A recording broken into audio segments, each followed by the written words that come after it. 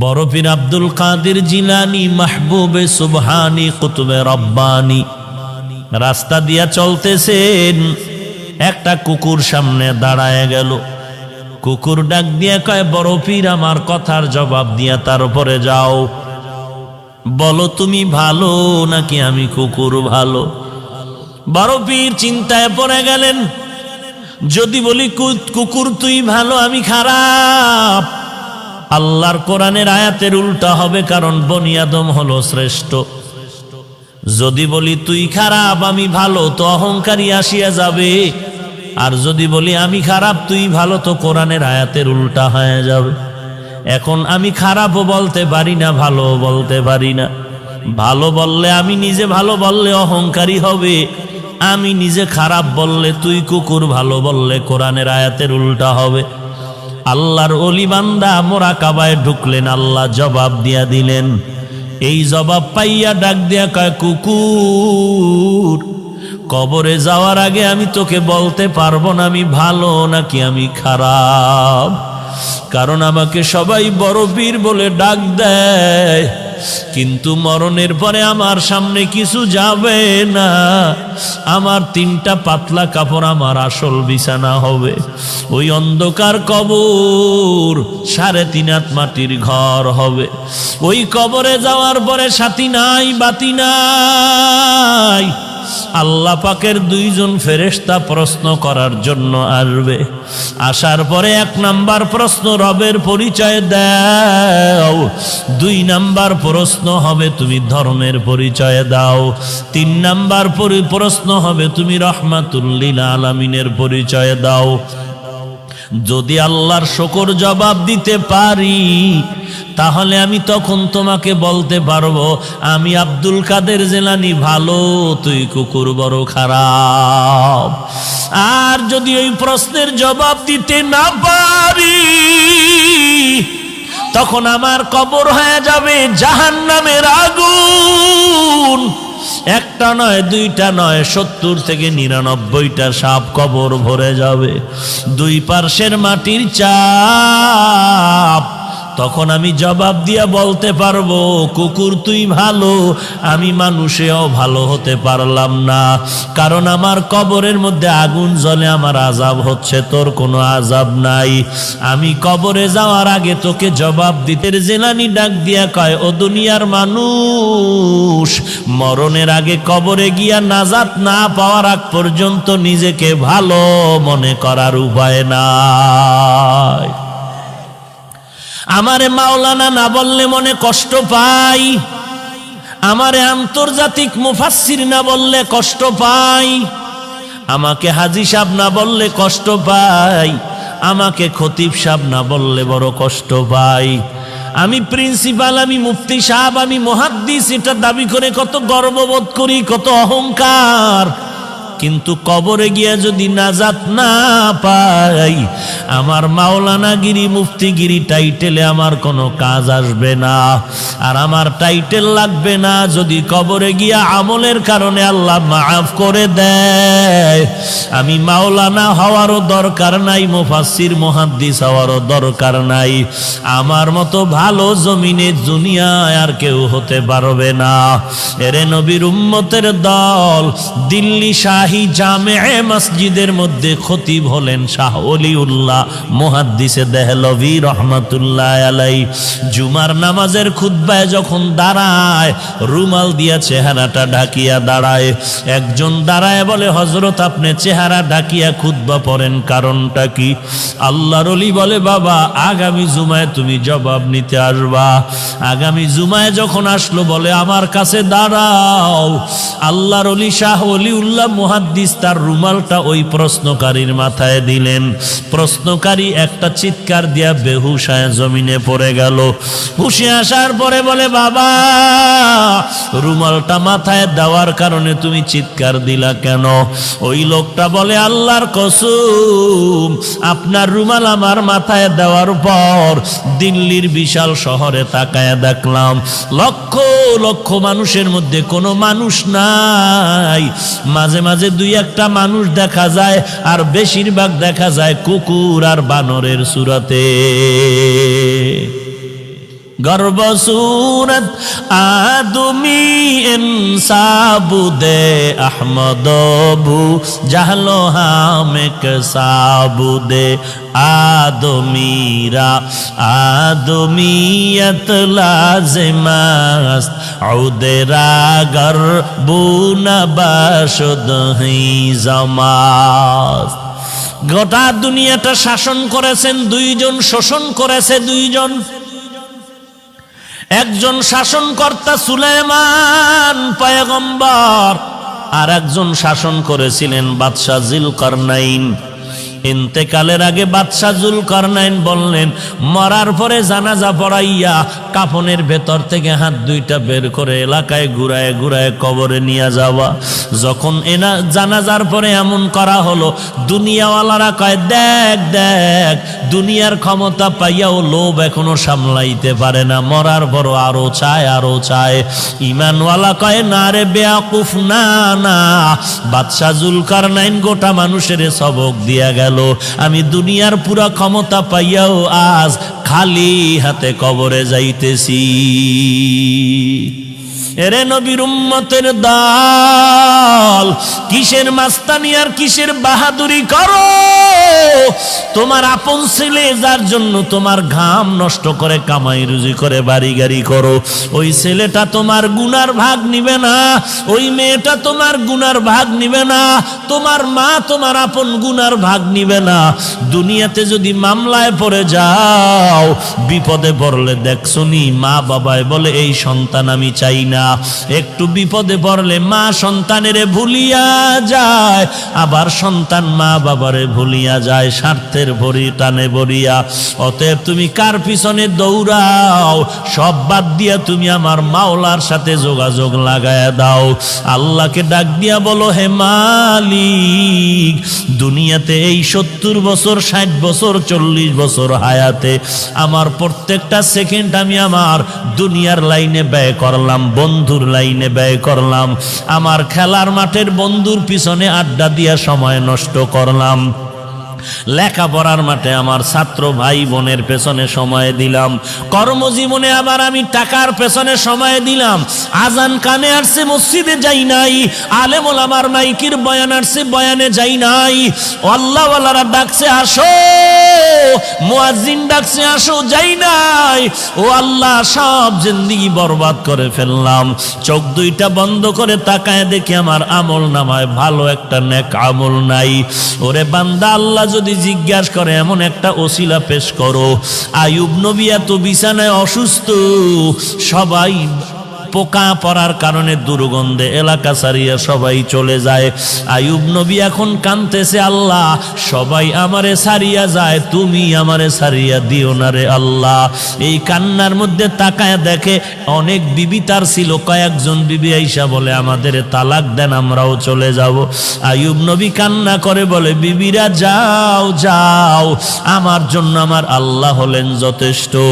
এইবার আইয়ুব নবী ভাঙ্গা দিল নিয়ে কান্না করে বলে, ও মালিক, আমার আদরের আপন বিবিরা পর্যন্ত আমাকে ছাড়িয়া সবাই চলিয়া যাইতেছে, তুমি আমাকে ফালাইয়া দিও না, মেহেরবানি করে তুমি আমাকে কবুল করিয়া নিও। হঠাৎ আইয়ুব নবী তাকায় দেখে পায়ের কিনারায় একমাত্র বিবি রহমা বয়া বয়া কান্না করে। আইয়ুব নবী ইশারা করে বলে, বিবি সবাই গেল, তুমি কেন যাও না? ইউসুফ নবীর কন্যা রহিমা, কিন্তু আসল নাম রহমা, তুমি যাও। বলে, না না, আমাকে যেতে বলবেন না পয়গম্বর। কারণটা কি? বলে, আমি আপনার খেদমতে আমার জীবনটা কাটায় দিতে চাই। কারণ কি? বলে, হাসরের ময়দান তো বড় কঠিন, একটা নেকের টানে মা বাবায় জাহান্নামে যাবে, ছেলে মেয়েরা জান্নাতে যাবে। একটা নেকের ব্যবধানে অনেক সময় ছাত্র জান্নাতে যাবে, ওস্তাদরা জাহান্নামে যাবে। একটা নেকের টানে বক্তা জাহান্নামে যাবে, শ্রোতারা জান্নাতে যাবে। একটা নেকের ব্যবধানে ইমাম সাহেব জাহান্নামে যাবে, মুক্তাদিরা জান্নাতে জান্নাতে যাবে। একটা নেকের ব্যবধানে দেখা যাবে পীর সাহেব জাহান্নামে যায়, মুরিদেরা আমল করিয়া জান্নাতে যায়। এরে নবীর উম্মতের দল, রহমা নামের বিবি কান্না করে বলেন, ওই হাসরের ময়দান এমন একটা ভয়ঙ্কর ঘর, একটা জায়গা, সূর্য মাথার উপরে নেমে আসবে, সূর্যের তাপে জমিনটা তামা হয়ে যাবে, ওদিকে জাহান্নামের আওয়াজ, ওদিকে আমার আল্লাহ তাআলার কুদরতের আওয়াজ। ওয়ামতাজুল ইয়াউমা আইয়ুহাল মুজরিমুন, এরে গুনাহগারের দল, নেককারদের থেকে তোরা আলাদা হয়ে যা। জাহান্নাম চিৎকার দিয়ে বলবে, রে মালিক, গুনাহগারগুলো সব আমার পেটের মধ্যে দিয়া দাও রে আল্লাহ। সূর্যের তাপে মানুষের গুনাহগারের মাথার মগজগুলো টাস টাস করে ফেটে যাবে, পায়খানার রাস্তা দিয়ে পেটের নাড়িভুড়িগুলো পড়িয়া যাইবে, এমন কান্নার আওয়াজ, জাহান্নামের আওয়াজে হাসরের ময়দানটা থরথর করে কাঁপা শুরু হয়ে যাবে। ওরে নবীরা পর্যন্ত কান্নার আওয়াজ, শুধুমাত্র তোমার আমার নবী সিজদায় পড়ে কাঁদবেন, আল্লাহ জাহান্নামের ফিরাও, আমার একটা উম্মত যেন জাহান্নামে না যায়, আমার একটা উম্মত জাহান্নামে গেলে আমি নবী জান্নাতে যাব না। আল্লাহ বলবেন, নবী আপনি কাঁদবেন না, আপনি চিনিয়া চিনিয়া বাছাই করে করে আপনার উম্মতের জান্নাতে নেওয়ার চেষ্টা করেন। এরে নবীর উম্মতের দল, আমার নবী উম্মতের কেমনে চিনবেন? আম্মা জান আয়েশা রাদিয়াল্লাহু আনহা বলেন, কোটি কোটি মানুষের মধ্যে উম্মতের চিনবেন কি করে? আল্লাহর নবী বলেন, হে আয়েশা, বড় গাভীর পাল, গরুর পাল, বকরির পাল, ওই বকরির পালের মধ্যে যদি কোনো বকরির কপালে চাঁদের সাদা চিহ্ন থাকে, এটা চিনা কেমন কঠিন? বলে অনেক সহজ। বলে হাসরের কোটি কোটি মানুষের মধ্যে আমার যারা আসল উম্মত, ওযু বানাইয়া 5 বেলার নামাজ পড়বে, আমি নবী তাকায় দেখব ওযুর অঙ্গগুলো তাদের নূরের আলোতে ঝলমল ঝলমল করতে থাকবে। আমি নবী বাছাই করে করে জান্নাতের ময়দানে নিয়ে যাব। রহিমা কান্না করে বলে, পয়গম্বর, হাসরের দিন যদি আল্লাহ আমি রহিমাকে ডাকিয়া বলে, এমন কোন আমল নিয়ে আসছো নাকি যাতে করে তোমাকে মাফ করে দিব? ওই দিন যদি আমার কোনো আমল না পাই, আমি আল্লাহর কাছে দাঁড়ায় বলবো, হে মালিক, আমি একজন তোমার আদরের নবীর স্ত্রী, তুমি আমাকে উসিলায় মাফ করে দাও। আমার আল্লাহ নবীর মোহাব্বতে আমি রহিমাকেও মাফ করে দিতে পারেন। এরে পর্দার আড়ালের মা, আমি হাফিজুর রহমানের মা, মা তুমিও মা। মনটা কি চায় না একজন আলেমের মা হয়ে কবরে যাও, একজন হাফেজে কোরআনের মা হয়ে কবরে যাও।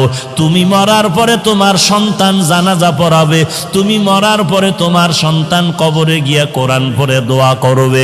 যদি এমনটাই চাও, স্বামীর খেদমত করো, সন্তানের কোরআনওয়ালা বানাও, আল্লাহর মোহাব্বত নিয়ে পর্দা করে চলো, আর আল্লাহর কাছে চোখের পানি ছেড়ে কান্না করো, আল্লাহ এমন সন্তানের মা বাবা বানায় দাও যেই সন্তান আমি মরার পরে জানাজার ইমাম হতে পারে।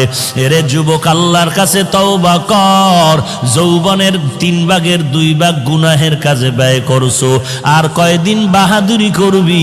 এখান থেকে ঘর পর্যন্ত যাওয়ার গ্যারান্টি তোর হাতের মধ্যে নাই। এরে যুবক, আমিও তো তোর মতো একটা যুবক সন্তান। তোর ডানে বামে তাকায়া দেখ, তোর মতো যুবক স্কুল কলেজে পড়ে নামাজ বাদ দেয় না, তুই কেন পারো না? তোর মতো যুবক র্যাব আর্মি পুলিশ বিডিআর চাকরি করে নামাজ বাদ দেয় না, তুমি কেন পারো না? তোমার মতো যুবক তাকায় দেখো, কৃষি কাজ করে, নদীতে কাজ করে, শ্রমিকের কাজ করে, নামাজ বাদ দেয় না, তুমি কেন পারো না? কয়দিন আর গুনার কাজ করবি রে বাবা? জাহান্নামের আগুন কি সহ্য করতে পারবি? আল্লাহর কোরআনটাকে তুই কি মিথ্যা মনে করেছো? নবীর হাদিস কি মিথ্যা মনে করেছ? আল্লাহর কোরআনের আওয়াজ, এক জাররা পরিমাণ গুনাহ নিয়ে যদি কবরে যাও, ওই কবরের দুই পার্শ্বের মাটির চাপ পাজরের হাড় চুরমার হয়ে যাবে, সহ্য করতে পারবি না রে আল্লাহর বান্দা। তওবা কর, আল্লাহর কাছে কান্না কর, ও আল্লাহ জীবনে আর কোনোদিন নামাজ ছাড়ব না, বেপরদায় চলব না, আর কোনোদিন মা বাবার সাথে বেয়াদবি করব না, আলেম ওলামাদের সাথে বেয়াদবি করব না, আর কোনোদিন দেশের বিরুদ্ধে জাতির বিরুদ্ধে ষড়যন্ত্র করব না, সহিভাবে কোরআন পড়ে নামাজ পড়ব, নবীর তরিকায় চলব। ওয়াইলুল লিকুল্লি হুমাযাতিল লুমাযাহ, যারা মানুষের পেছনে পেছনে দোষ বলে বা মানুষের নামে বানায় বানায় অপবাদ দেয়, ওয়াইল নামক জাহান্নাম।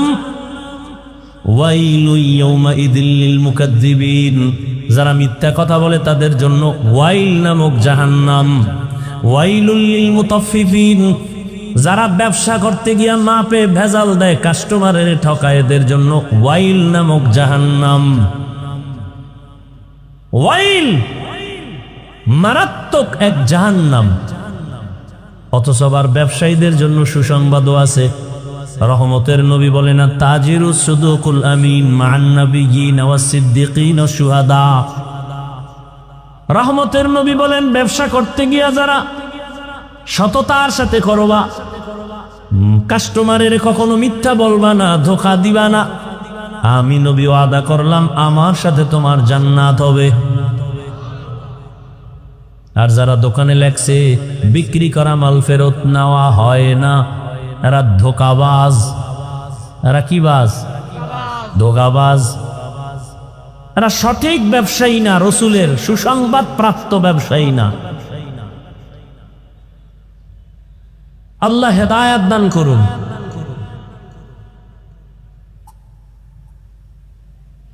তো তাফাক্কুহ ফিদ্দিন, মিথ্যা কথা বলা হারাম, এটা সবাই জানি না, এরপরও বলি কেন? আমি হুজুরেও বলি, আপনিও বলেন।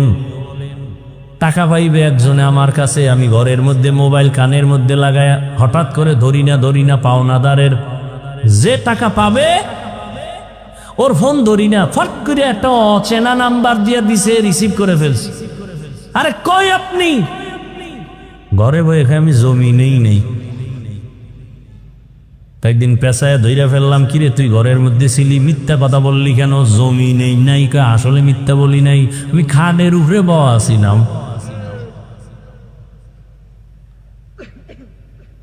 মিথ্যা বলি কেন? জানি মিথ্যা বলা মহাপাপ। ইয়াকুম ওয়াল কিযব ফাইন্নাল কিযবা ইয়াহদি ইলাল ফুজুর ওয়া ইন্নাল ফুজুরা ইয়াহদি ইলান নার। মিথ্যা মানুষকে চূড়ান্ত জাহান্নামের দিকে নিয়ে যাবে। জানি, তার বড় বলি কেন? কয় এলেম আছে কিন্তু তাফাক্কু ফিদ্দিন নাই, বুঝ আসে নাই যে মিথ্যা বললে আমার এখনো বিপদ হবে, পরেও বিপদ হবে। আল্লাহ আমার কথা শুনতেছেন, আমি যে বানায় বলতেছি, এই বুঝটা যখন এসে যাবে তখন বান্দা জেনারেল লাইনে তাকিয়েও মিথ্যা বলবে না। যখন বুঝ এসে যাবে, দাড়ি কাটলে আল্লাহ বেজার হবে, তখন বুঝটা আসা মাত্র সে জেনারেল লাইনে থাকলে আর দাড়ি কাটবে না। পর্দা করা ফরজ, এরপরও করি না কেন? বুঝ আসে নাই যে আমার বিপদ আসবে দুনিয়াতেই মরার পর। বুঝটা যখন এসে যাবে তখন বান্দা জেনারেল লাইনে থাইকাও পর্দা রক্ষা করে চলবে। আর এই বুঝটা যখন আসবে না, তখন আমি হুজুর হইয়াও মহিলারে নিয়া আড্ডা দিব, গল্প করব। আল্লাহ দিনের সহি সমাজ আমাদের দান করেন।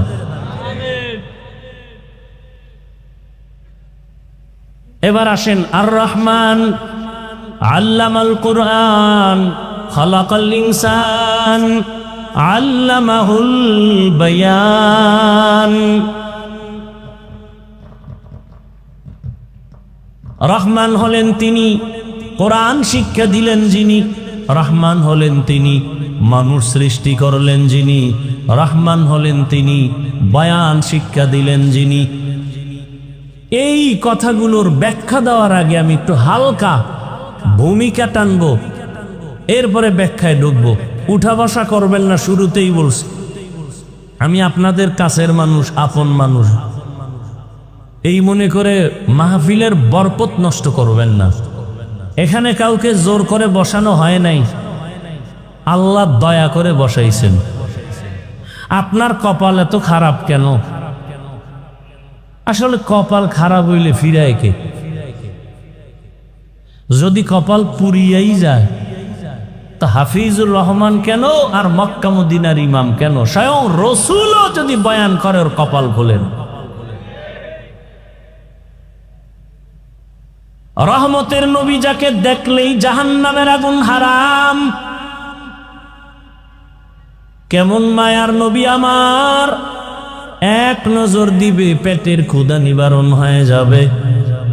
কেমন রহমতের নবী আমার, যেই নবীর শরীর মোবারকে মশা মাছি পড়া হারাম। রহমতের নবী দিনের বেলা হাঁটেন, সূর্যের গরম নবীরে কষ্ট যেন না দেয়, মেঘের খণ্ড ছাতা হিসাবে ছায়া দিতেছে। রহমতের নবী যখন রাস্তা দিয়া চলেন, দুপার্শ্বের গাছ নত হইয়া রসুলকে সালাম দেয়। কেমন মায়ার নবী আমার, রহমতের নবী যেখানে কদম রাখেন ওই জায়গা থেকে দীর্ঘ বছর পর্যন্ত শুধু মিশকের ঘেরান। আম্মা জান আয়েশা রাদিয়াল্লাহু আনহা বলেন, নবীর ঘাম আমি বোতলের মধ্যে ভরে রাখতাম আর আমরা আতর হিসাবে ব্যবহার করতাম। কেমন মায়ার নবী, যেই নবীকে দেখার জন্য গর্তের সাপ পাগল, গর্তের পিপিলিকা আল্লাহর কাছে আরজি পেশ করে রহমতের নবীর রওজা দেখবে। নুজহাতুল মাজালিস নামক কিতাবে ঘটনা আছে, সেই নবীকে মাছ দেখতে চায়, গাছ দেখতে চায়।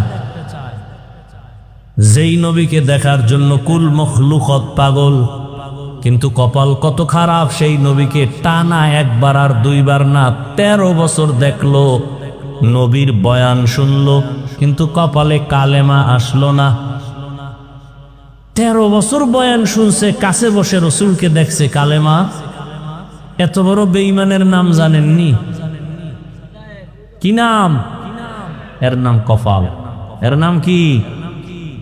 অন্যদিকে এক 27 বছরের যুবক তরবারি নিয়ে দৌড়ায় নবীকে জবাই করবে। কয় বছর? নবীকে জবাই করার জন্য তরবারি নিয়ে দৌড়ায়। রহমতের নবীকে একটা